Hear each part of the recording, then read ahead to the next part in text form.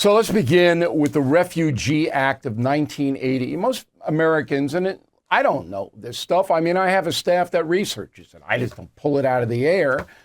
But you need to know how badly the Biden administration is handling this migrant problem. Okay, so Congress passed the act in late 1979. Jimmy Carter signed it in early 1980, and it basically raised the number of refugees asking for asylum to be admitted to 50,000 from 17.4. So it was a cap on it, okay? Also, every year, the president had to consult with Congress about the asylum requests and the refugee situation. As far as I know, neither Donald Trump nor Joe Biden ever consulted with Congress about this problem. I could be wrong. Maybe it was a secret meeting, but I don't know. It wasn't on a record. I didn't see it. The Customs and Border Protection agency, they are responsible for the people coming physically across in California, Arizona, New Mexico, and Texas. All right, that's our line of defense there. It should be the military helping them. But of course, Biden didn't do it. Trump did it for a little while, but Biden won't do it. I should say that.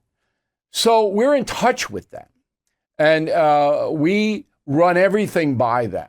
And they have confirmed to us a number of times that any foreign national seeking asylum has to declare themselves at a U.S. port of entry. And there are about 20 or 30 of them from Brownsville, Texas to San Diego. You have to go there and say, I need asylum because I'm afraid this is going to happen to me and my family.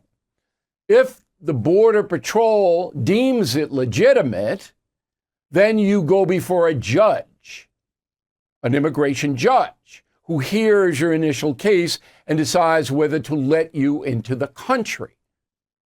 But that's not happening. None of it's happening.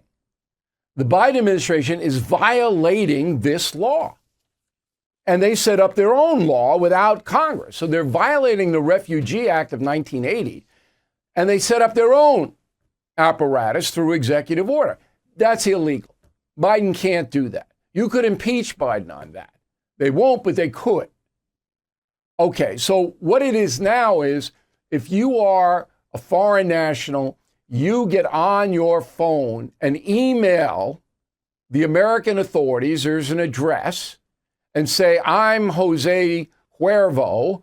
I have 2 young children and my wife, and we're afraid the cartel is going to cut our heads off, or whatever it may be. Then the authorities in the United States email back, come on ahead, Jose. Then Jose walks across and is basically put in a center, but the judges don't hear most of the cases. Once Jose and his family are here, they're free to go anywhere. Anywhere. They get a court date from some bureaucrat, said, okay, you have to come back and to this place at this time, but 70% don't. So they're put on buses at taxpayer expense, and they say, well, where would you like to go, Jose? Oh, I want to go to New York City. I want to go to Seattle. I want to go to Boston. And the bus takes them. Sometimes a plane takes them. All right? Now, under Biden, this is just unbelievable what's happened. 7 million migrants have entered the United States, and that's what they know. The Border Patrol doesn't know the other 3 or 4 million with the fentanyl that's gotten away. So 7 million in 2.5 years. Under Trump, it was 2.2 million. I mean, it's almost 4-fold because Biden has an open border. Those are the facts. Okay? All right. So all of the figures that I gave you about people crossing, they're all inexact because, again, you're talking millions and millions of people flowing across our borders, nobody can keep track of it.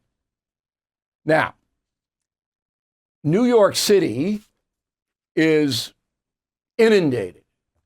About 200,000 migrants have showed up in New York City, costing the city $2 billion at this point. That'll double or triple because the buses roll in to New York City, to Gotham, every day. And the people get off and they go, well, where do I go?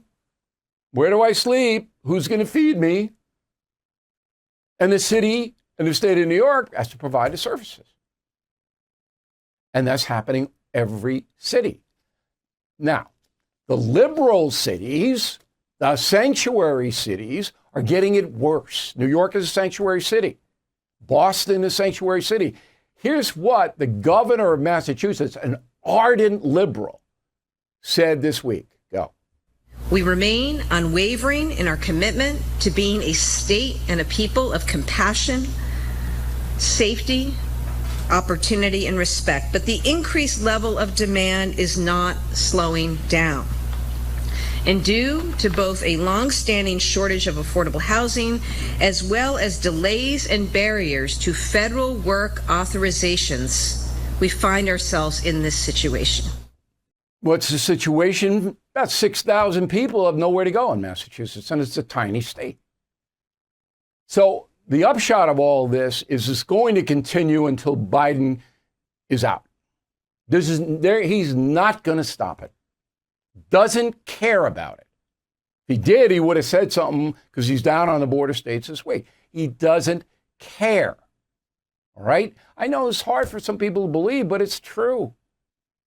So Maura Healey can say anything she wants, but the state, her state, Massachusetts, and New York State, where I am right now, they're going to have to pay. And they don't have the money to pay. So they have to raise taxes to get the money. And the federal government is going to send a little bit of money, but they don't have any money either. I'm going to give you a federal deficit. It's crazy under Biden. If anybody stepped back and just examined unemotionally how bad this president is, I'll tell you what. Okay, so why is this happening? Why does Joe Biden not care? Because his base, the progressive base, wants an open border. Roll the tape. Yesterday, the Biden administration began expelling plane loads of refugees back to Haiti, a country plagued by gang violence, political instability. Recall that their president was recently assassinated, not to mention catastrophic natural disasters. Give us your tired, your poor, those yearning to breathe free. Indeed. Indeed. All right. Every Haitian would like to come here. Every Venezuelan. Every Honduran. Indeed. Indeed. What a moron that woman is. I mean, I'm just sitting there going, you look at the world map. So why are they that stupid? No. They want, the progressive movement, to overrun the American system, okay, so that the white power structure collapses. That's what this is all about. If you don't believe that, then I'm sorry. That's what it's all about. The chairman of the Fed is promising more pain ahead.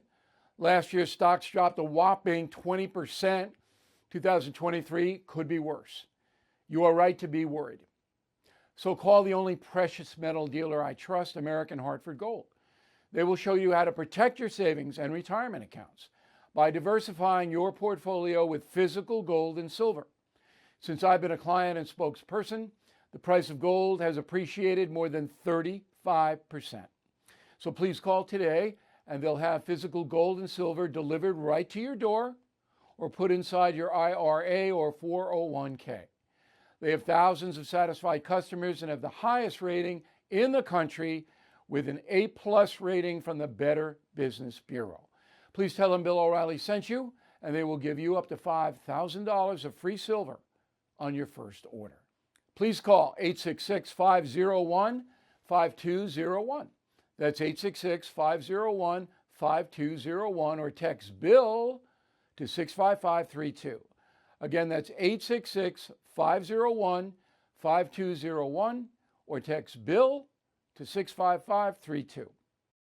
Thank you for watching the No Spin News. To watch the full episode anytime on BillO'Reilly.com, please sign up to become a premium or concierge member. Visit BillO'Reilly.com to sign up and start watching today.